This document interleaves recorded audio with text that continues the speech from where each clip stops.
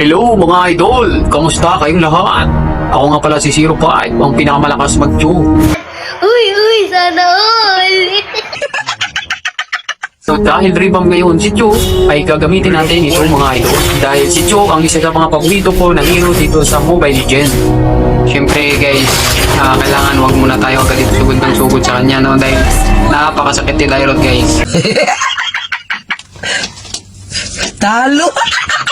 Dahil ako yung bida rito, siyempre hindi tayo magpapatalo kay Dairot guys.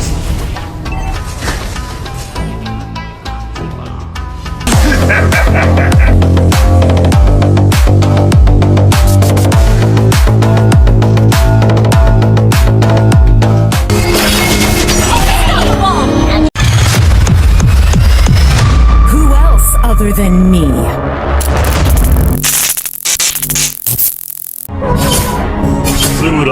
So ayan, sumusugod siya sa akin sa Tori guys. Para sakit. Lagi lang tayo sa Tori para agad tayo ma-take down ni Dairot. So maghihintay lang tayo ng dalaw guys kay Arlie para lumamang agad tayo sa kanya.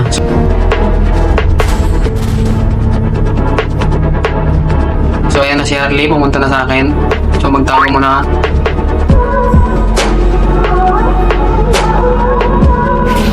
So ayan guys, magpapakita ko sa kanya para lalabas siya ng bush para malagyan siya ng third skill ni Arlie. So ayan guys. So syempre, TTS po natin si Arlie guys.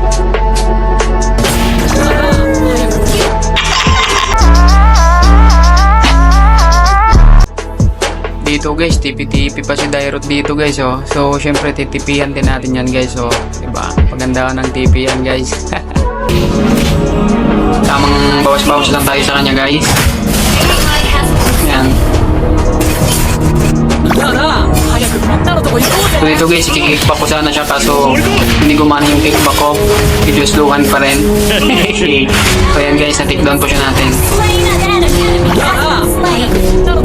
So yan, yung pangatlong laban namin yan guys. Ayan, titipihan siya natin guys hanggang sa hahabulin na tayo ulit. So ayan yung mga dalaw ko, dalawa. O, nag-aabang na naman sa bush. So titirahin na naman si Dairot niyan.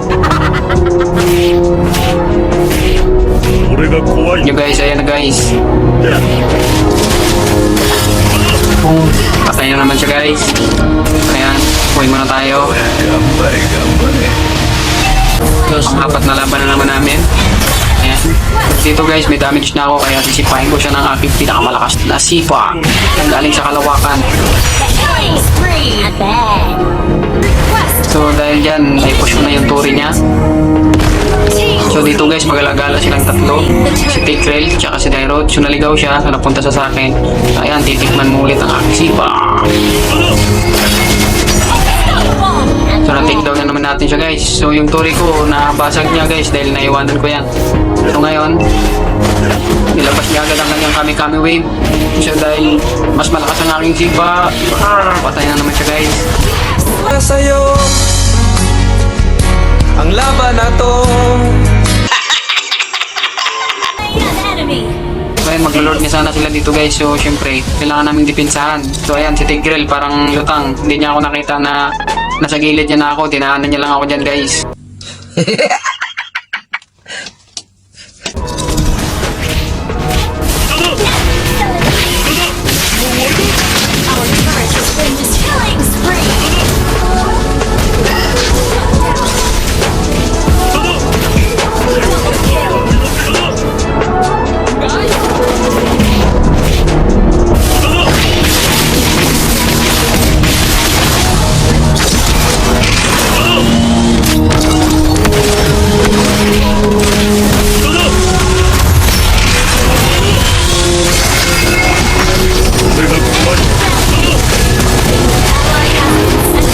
Dito nga pala guys, na-take down ako dito ni Dairot, no? So, pinagbigyan ko siya dito sa part na to guys.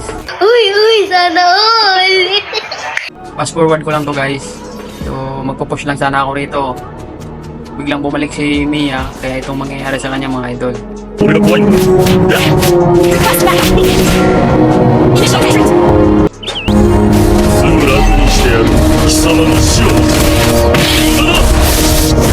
have slain an enemy!